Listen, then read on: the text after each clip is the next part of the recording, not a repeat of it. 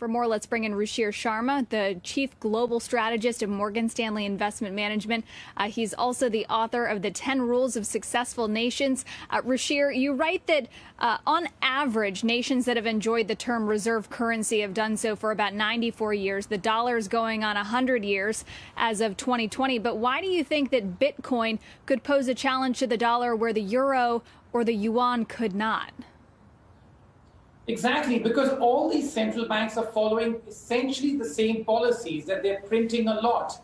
And so therefore, for the last few years, I've been relatively optimistic on the US dollar as people have tried to pump up the euro or the Chinese currency, knowing that those currencies don't really pose a threat to the US dollar's reserve currency status. But what's happened over the past year has been exceptional.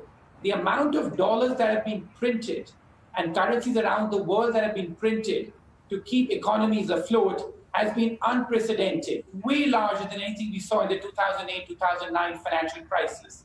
And I think that this, at the margin, is leading to an erosion in trust in paper currencies. Now, I don't think that Bitcoin is the end game, but I think that we are moving in that direction where people are looking for alternatives.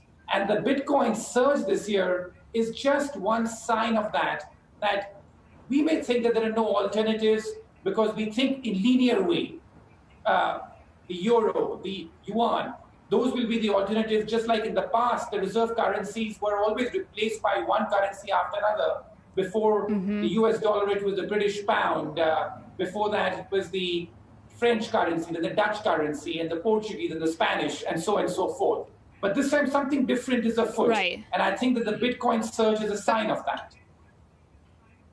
Ruchir, but in these countries where money is being printed, there is someone doing the printing. There is a central bank that is in control of these price levels and the amount of supply in the system. I mean, Bitcoin, for all of all it's overcome in the last several years, I mean, it still has no global cop on the beat. It still is mined from a computer. It still could bankrupt someone's account from a simple technological hack. So how do you think that this is a long-term sustainable alternative for someone who loses trust in, say, a government-backed currency to put everything in Bitcoin as an alternative?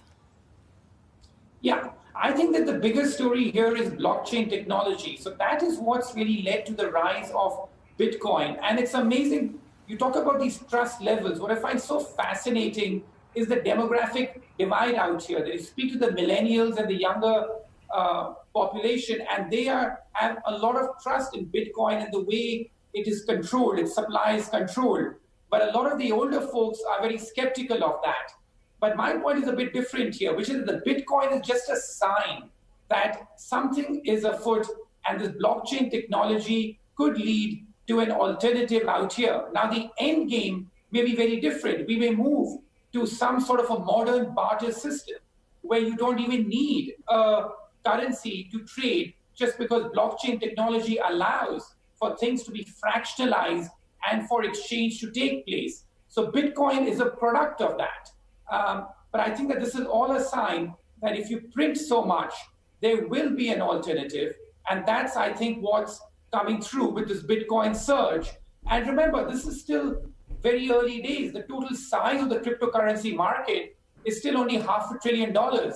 Gold, which is always seen as a traditional hedge, the size of that market is $12 trillion or so. So these are still very early days. But I think that this is a shot across the bow, that there are consequences of printing yourself in such a large way.